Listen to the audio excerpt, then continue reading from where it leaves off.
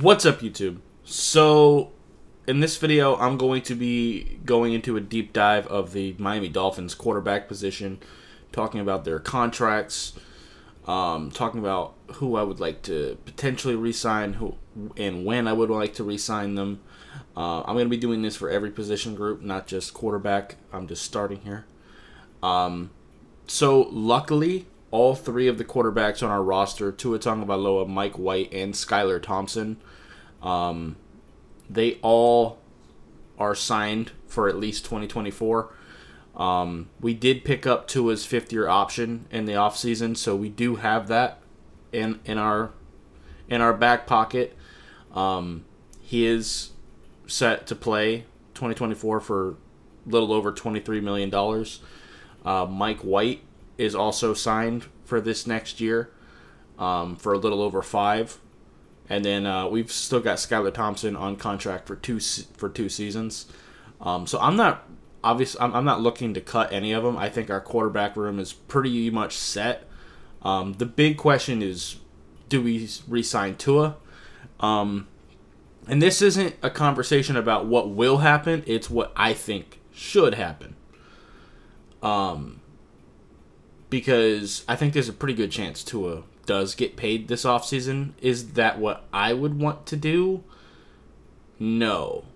I feel like a lot of people are on one side of the fence with Tua. Either they're wanting to outright cut him, like move on right now, cut him, trade him, whatever, or they're wanting to pay him a bunch of money right now. I'm not really in either camp. We have a fifth-year option. I would like to have him play on that. I don't know if he will. I don't know. I don't know if his agent will allow him to do that. I don't know if he's going to be willing to do that.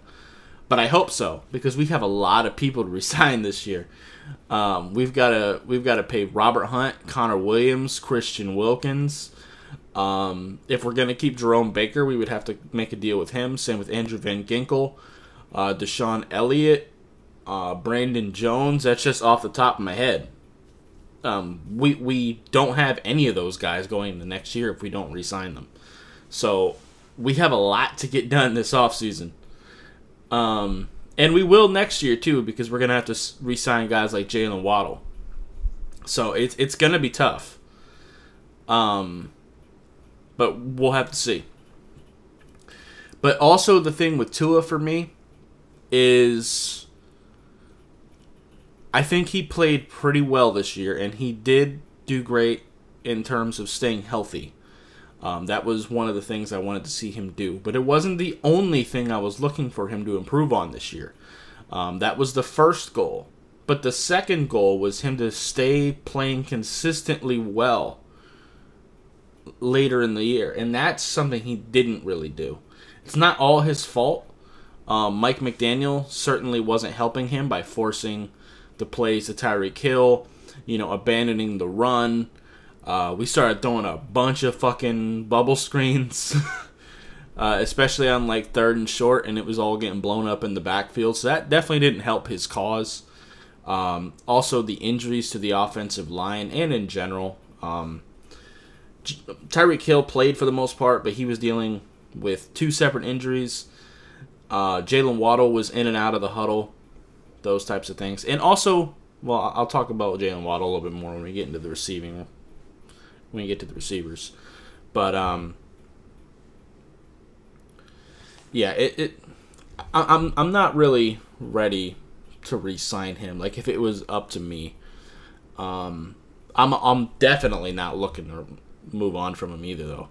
I do want to give him another season, because I think he's a very smart quarterback, and I want to see what year 3 with Mike McDaniel looks like, and I want to see how Mike McDaniel will evolve. I think that's going to matter a lot for how Tua is going to look next year as well. So that's kind of my thoughts there. I would like to see him play on that fifth-year option. I hope he is willing to do that. I hope his agent allows him to do that. I could see why they wouldn't, because, there's always the risk that he does get injured and he ends up taking a massive, probably a massive pay cut if and when we do re-sign him, or if he were to go elsewhere. So I understand that mentality as well, but I just think that later in the year he started turning the ball over a lot more. A lot of the interceptions that he threw, he was throwing into like double, sometimes even triple coverage, usually going to Tyreek Hill. And that is partially on Mike McDaniel, but Mike McDaniel didn't make him throw those passes either. So I can't necessarily just blame Mike McDaniel. So I do want to see him make better decisions later in the season.